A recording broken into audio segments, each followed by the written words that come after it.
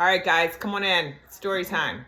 I'm going to talk to you about COVID and working as a detective in the detective division when COVID happened. So, COVID happened in 2020. Now, when it first happened, yeah, everybody like jumped back and was like, what's going on? And then a couple days watching all this, unfold on the news, watching just how the world shut down. I mean, like I said, I was 6 to 2. So I was 6 a to 2 p.m. And driving to work, I tell you, there was nothing out there. I felt like I was in a scary movie because there was no one stopped at the lights. There was no one on the road.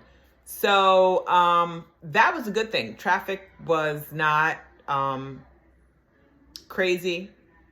There wasn't anything on the road. I mean, I felt like I was in, what was that movie? Walking Dead. It was scary because, pulling up at the traffic light, you didn't want to really stop because you don't know, somebody could have jumped out of them damn bushes and took your car. I mean, my gun was right beside me, unholstered. I was ready because you didn't know what was going to happen. Anyway, thank God nothing did happen. So I get to work. The only good thing at work, the homeless couldn't sleep in the district because the homeless would sleep in the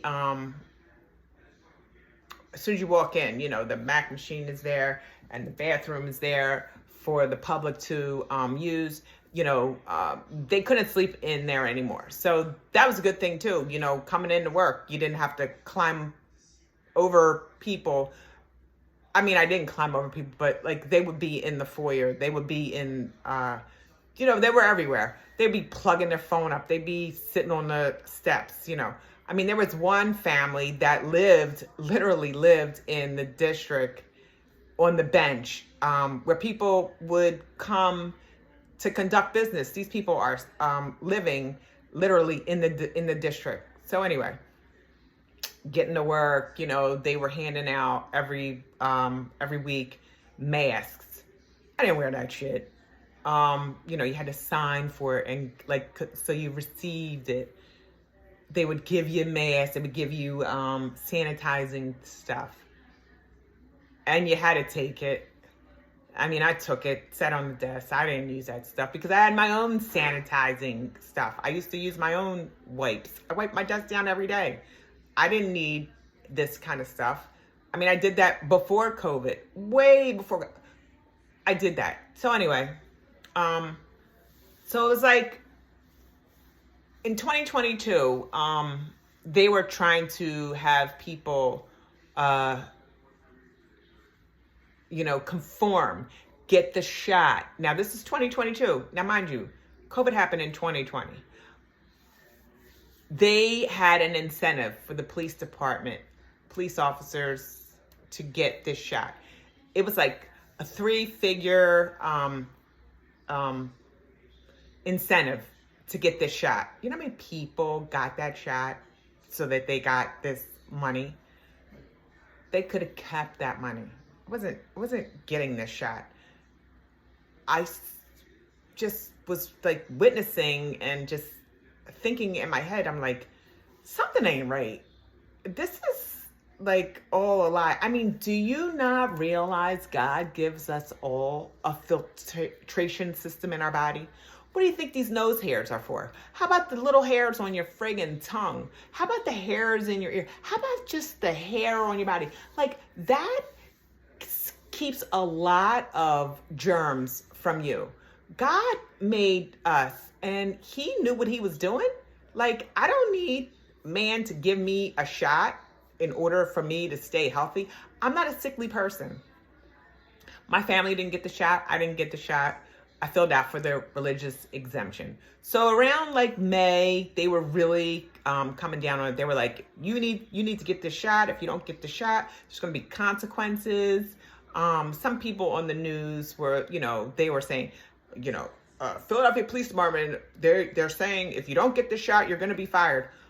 I'm waiting. Fire me. Fire me over this because I'm not going to get this shot. I didn't get the shot. I didn't get fired. I filled out that religious, stupid exemption that you had to go on the city's website and find. First of all, you couldn't even find it. I found it. Okay, so 40 people worked in my detective bureau, right? Roughly around 40 people.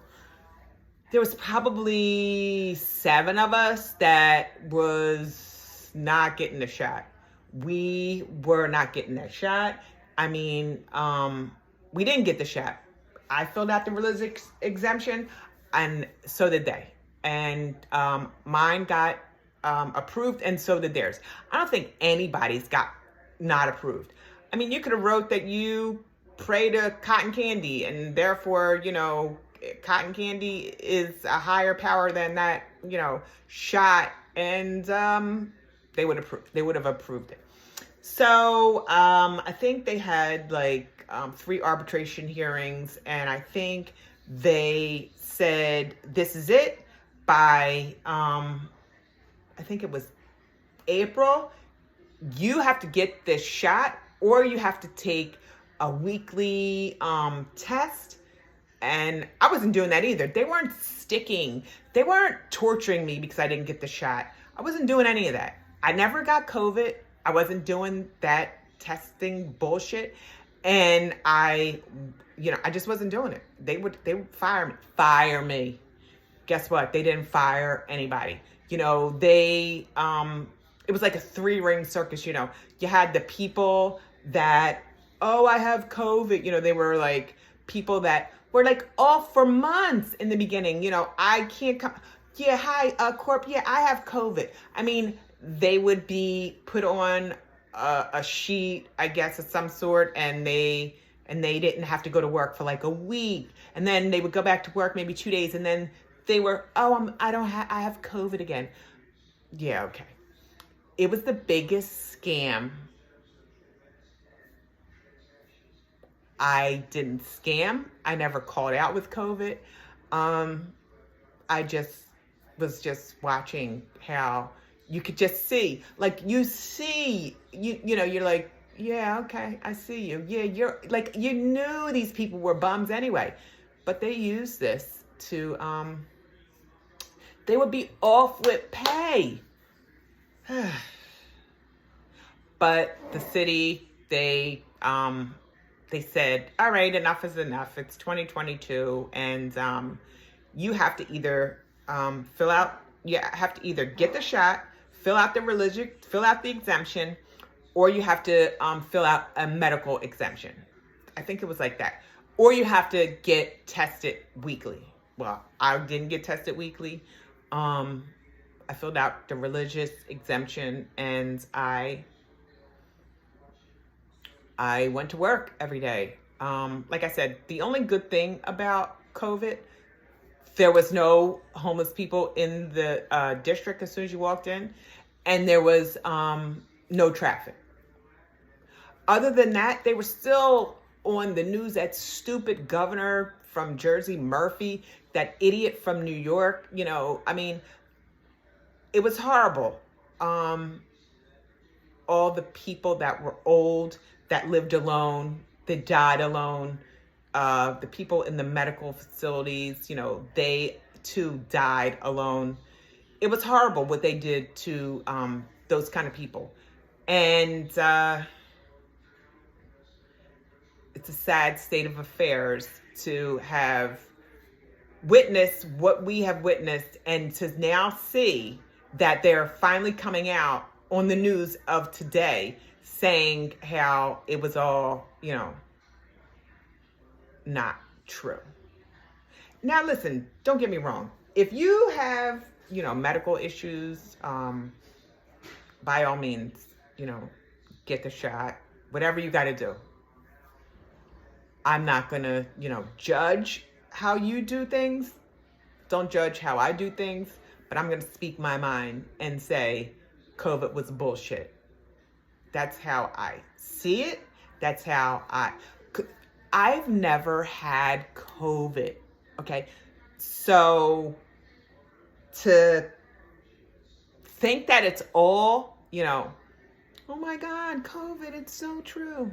No, I don't think that it's all so true. Do I think it's like a cold that is worse than some other colds, but it's worse for people that have medical issues? Yeah, I definitely do. But this is like a man-made disaster that they did.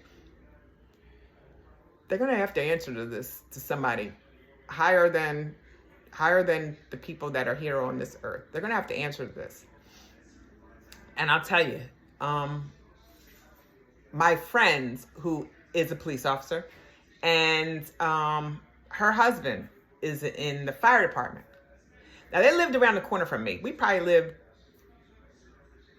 300 feet from each other, okay? Her husband worried her so much, she got her son the shot. That little boy had a stroke. Thank God he doesn't have any issues. Thank God. But when he got that shot, he had a stroke. I thought, oh my God, that's horrible. But like I said, he is fine. But I mean, who knows in the future what is gonna, come from that? I don't know. But witnessing that, seeing everything at face value, I wasn't getting shot. I'll stand by why I didn't get the shot. I'll stand by why I feel I am better at not getting that shot. And I'll sleep well at night because I think what my decision was is a good decision. So, like I said, hunker down, because yeah, I got stuff that I want to get off my chest that, for 28 years, it annoyed. And that was towards the end. That totally annoyed me, the whole COVID thing. It was ridiculous. And, watching most people, they actually, there was an incentive at one point. They gave people like a 3-digit payout to get this shot. Didn't do it. Wasn't doing it. They should have given us the same, but they didn't. But I ain't mad, because I feel fine that I didn't get that little 3-digit payout. I wasn't selling my soul for that. I'm sure that money's way long gone, that people, took the payout. Wasn't doing it. Sell your soul. Wasn't selling it. Like I said, they could have fired me. And that would have been okay. But that's my story. I'm sticking to it. And hopefully you'll come back and hear another one of my stories. 28 years. I mean, there's a lot of stories in there. And there's a lot of funny ones. There's a lot of sad ones. There's a lot of, are you kidding me ones too.